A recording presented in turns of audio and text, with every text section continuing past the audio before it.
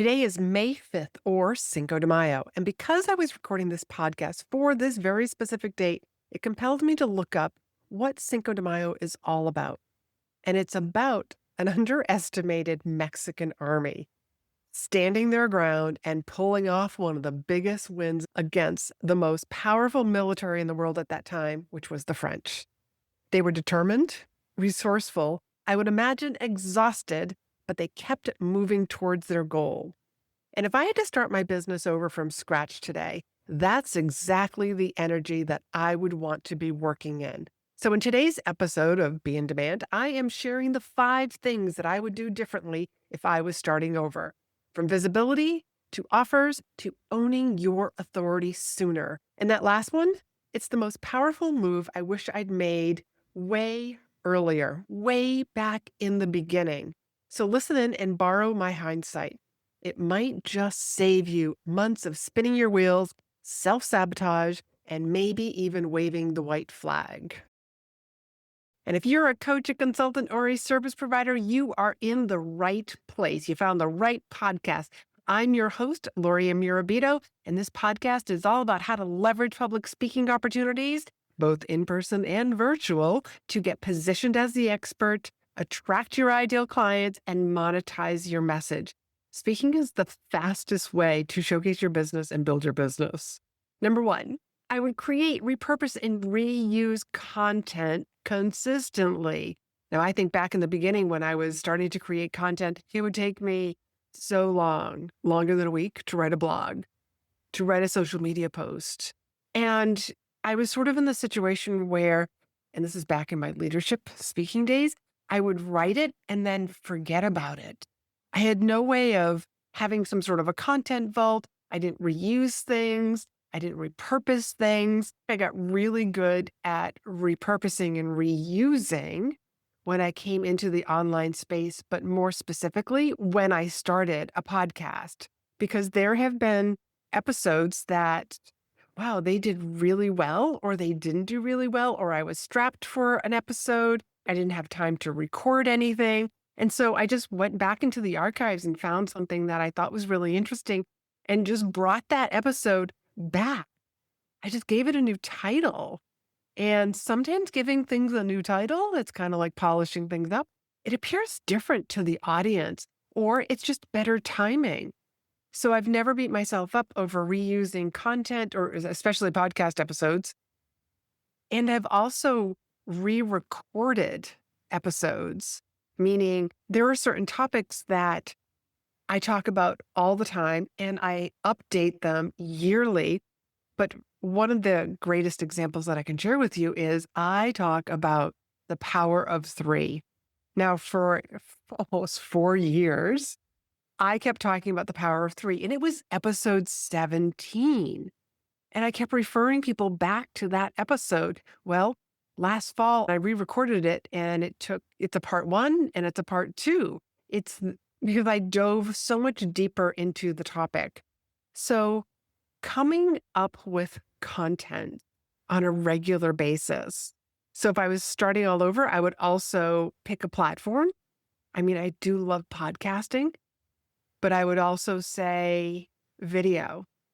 I would start creating video, and not 1 a week. I'm talking, I would do 2 or 3 a week. 2 or 3 like 5 to 10 minute videos, short clips where you're really teaching people, but it's about doing the reps, doing things over and over again.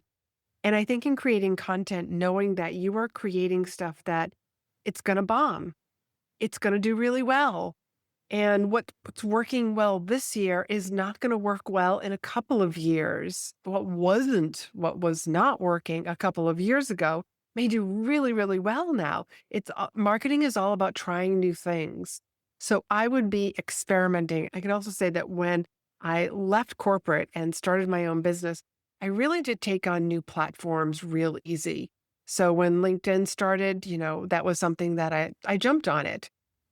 Facebook, pretty close, but not nearly in the beginning. YouTube, absolutely. Like those were YouTube and LinkedIn were the 2 places that I jumped in pretty quick. Even for threads, I would say I jumped in really fast. Didn't always master them as well, but now I have realized that you cannot be on every single platform and do them all well. I guess my other tip about content creation would be to pick a platform, not try to be everywhere. Where is your home base? And just stick there. So if I was starting all over again, number two would be to build an email list right from the beginning. I can't tell you how many times I get on sales calls and I ask people, do you have an email list? What size is your email list? And are you emailing them on a regular basis? And many times they're not emailing them. They feel like it's too small right now. And I love to ask, how will you know when it's big enough to start emailing them on a regular basis? When it's small is the best time to get in the habit of writing those emails, figuring out what your writing style is, and just building from there. And also, if I'm going to start over again, I'm going to find one really good lead magnet and not try to have the perfect lead magnet and give really good value. I actually don't want people signing up for my email list just for the sake of the free lead magnet. I want them to be on my list because they want to hear from me. So really establishing that credibility and giving great value on my email list. As a matter of fact, if you are not on my email list, I highly recommend that you do get on my email list because I do these deep dives on topics. You can sign up for my email newsletter. It's called The Expert's Edge. You can sign up for that at speakandstandout.com/news. And I will make sure that that link is down below as well. And you will not regret being on my email list. If you're new to my email list, you'll get this great 5-day nurture sequence. I want to get to know you and I want you to get to know me. And I give you some valuable information. And I also encourage you to email me back and you will hear from me and not a team member, not a bot. I don't ignore you. I actually will respond, maybe not right away, but within a day or two, I will respond back to your email. So keep that in mind because I want to build relationships with people. Connection is one of my highest values. And just because you're on my email list does not mean that I don't feel like this is a relationship. It is a relationship because you're listening to my podcast. This is a relationship with me and you. I always want you to know that I do not take it lightly that you are listening to this podcast when there are so many thousands and thousands, millions, as a matter of fact, to actually choose from. And you're listening to this one. So thank you so much. And if you would like to take that relationship a step further, come join me over on my email list. Number 3, I would establish a framework and not try to have the perfect framework because frameworks can change. They can evolve over time. But when you have a framework, you can actually show people, here's how I get people results. Here's how I get my clients results. Here's how I work with them, whether it's 3 steps, 4 steps, 5 steps. I mean, mine represents the word speak, S-P-E-A-K. I mean, go figure. And I think the thing about frameworks that most people overlook is how it makes it so much easier to speak from and sell from and even scale your business. It's so easy to sell from a virtual sales call. I mean, to be able to share your screen and share with people, here's my framework. Let me show it to you. And then you're explaining that to the potential client and you're walking them through each of the parts of your framework. And here's what happens. Your client, your prospect, they see themselves in the framework. They can then see themselves getting the results that they want to hire you for. And when it comes to speaking, and this is probably one that most people haven't even thought of, you're crafting a new speech, you can literally look at your framework. And where do I want to create a new speech, a new keynote? It can be on just a segment of your framework, a couple of pieces of your framework, or it can be like all of your framework. You can be walking people step by step. I mean, what a great way to showcase your expertise in a signature speech. And the other thing that having a framework does is it pulls in the right people and it pushes away the wrong people. It brings the right clients to you, the ones that are going to do the work, the ones who want to do the work, who want to hire you.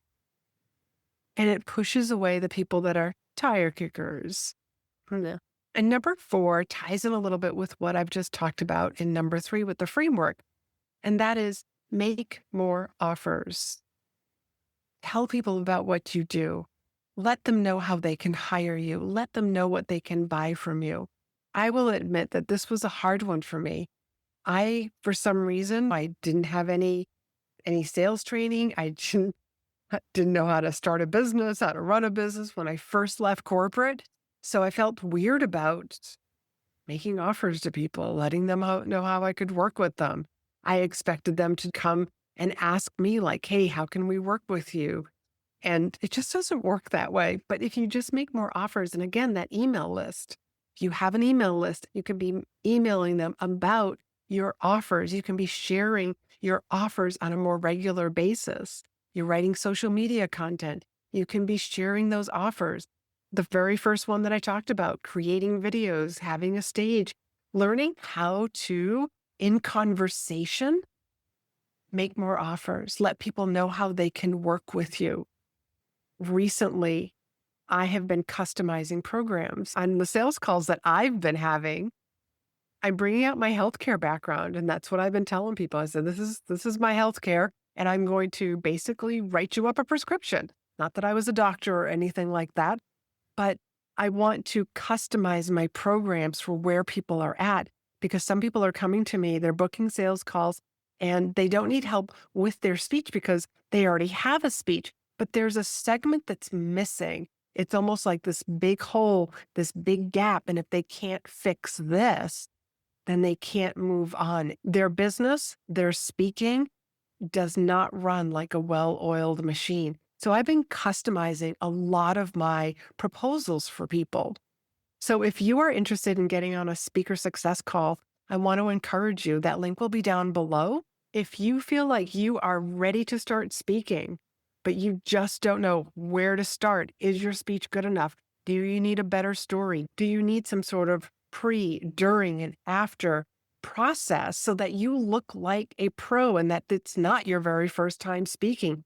Maybe you need some help with your website. These are the things that I am customizing for people. So it doesn't have to be a long, drawn out coaching program. I am customizing it, and here's what I think would best serve you. And sometimes it's a 2-week consulting package, all the way up to a 6-month program. It depends on what your needs are right now. What is the problem that you are having? Because I'm going to customize the solution for you. So, along with that, make more offers. Don't be afraid to change your offers. I love to tell people, like, I do not have a cookie cutter approach to my coaching program. And the same thing is true with the offers that I have people. They're not cookie cutter anymore. I want to make sure that I am working with people the way that they need to, because sometimes people have a speaking engagement that's in 2 weeks and they need to get a lot done in 2 weeks. But that doesn't always happen. But when it does, I want to be there for them. Number 5 is owning your authority. Clients hire experts, and clients will borrow your confidence to believe in themselves and to believe in your process and to believe that they can do this. But if you don't have that confidence, if you aren't owning your authority, people are just going to walk on by. If you're in this stage where you feel like sales calls are not converting, it really could be because you're not owning your authority. You're not owning the confidence that you can help this person get from point A to point B. This was something that I struggled with in the very beginning as well. And it probably has something to do with I came from healthcare. I never had to do sales calls for my patients. I walked in every single day and there was a patient list that I was handed. Here are the 8 patients that you'll be taking care of today. I didn't have to sell anybody on why me versus somebody else in the department. Here's another thing. There is no certification that says that you're ready. No, there's no confidence fairy that's going to come along and anoint you and say, hey, you're ready. You can start doing X, Y, Z. You just need to start doing the thing. Start helping people Do what you are here to do, what's in your heart. Imposter syndrome's going to show up. That's all there is to it. From my work with high achievers, I have noticed that 95%, yes, that high of a number, 95% have suffered from imposter syndrome at some point in their lives or in their career. When I was doing executive leadership coaching and coaching very high level leaders in organizations around the globe in so many different industries, it amazed me how many of them had never even heard of imposter syndrome. However, they had suffered from imposter syndrome, and I could hear it in their words. I could read it between the lines and how they answered questions. And that was something that we had to fix so that they could keep moving up in their career. So understand that it's just going to keep showing up. It's when we're doing something new. If you were starting a new business, and again, this whole podcast is about the 5 things that I would do differently. And when you're doing something different, when you're just starting a business, it's like, oh my God, there's so much that I don't know and so many what ifs. But what if you had the belief that I can help people? What if you stepped into that? What if you gave yourself permission to brag about yourself and your accomplishments, your client results, and how you help people? It took me a long time to be able to basically brag on myself and share with people. Here's what I do. Here's how I help them. When I started in the leadership and corporate engagement industry, I was trying to swim in a red ocean. If you've ever read that book, Blue Ocean, Red Ocean, and there are thousands of leadership speakers. And it took me far too long to really step into my own authority of you don't need a title to lead yourself or to lead others. And I will tell you that writing the books that I wrote, Rethink Leadership and Rethink Your Leadership, both of those books helped me to find my voice and my unique methodology or framework to help other leaders step into their inner leader. Now, today, there are other speaking coaches out there. Yeah, there are. But I bring a very unique skill set and purpose. I'm from the professional speaking world, so I know what it's like to pitch myself for events, build strategic relationships, be in it for the long game. And I help my clients feel and act as if they already have 5 years of speaking experience before they ever stepped onto a stage. Those are their words and not mine. So your expertise will grow and evolve over time. That's the key thing to understand, is to quit trying to get things perfect and step into who you are today. I want you to own your brilliance because you will carry yourself so much differently and you are going to attract, and this is what I want you to believe, you are going to attract the right people into your world and you are going to attract those right events. And when you stand in that confidence, in that authority of yourself, you're going to show up on stage differently. You're going to pitch yourself differently. You're going to have different conversations, those open the door conversations. Those are going to be very different for you. And the other person whom you're speaking to, or that audience that you're speaking to, they're going to feel your confidence, feel your authority in your subject matter. And if you're unsure how to step into your own authority, I want you to write yourself a letter and tell yourself how wonderful you are and the people that you've helped. Remind yourself daily until it becomes natural. So in summary, here's that list of 5 things. Number 1, I would create and use and recycle content more often. Even if the same person sees it, it's always a great reminder for them. And it's a great way for you to keep using what's working and the content that didn't really do very well. Maybe give it a new title, change it up a little bit, test it out. Number 2, email list. Number 3, develop your framework and they'll be able to see themselves going from point A to point B with you. Number 4, make more offers. I think that's enough said about that one. And number 5, own your authority. Hey, before you go, are you still the best kept secret in your industry? And what would be different if more people actually knew how good you are? Well, introducing In Demand, my monthly membership for coaches and consultants just like you who are ready to stop hiding and start using speaking to grow their business. You don't need more items on your to-do list. You need visibility, confidence, and clients. And that's exactly what In Demand helps you build. One member actually said this gave me the confidence to land my first paid speaking gig. If you've been thinking, someday I'll put myself out there, today is the day. Doors are now open, and you can join us for our next live training at speakandstandout.com/IND for in demand. And that link is down below.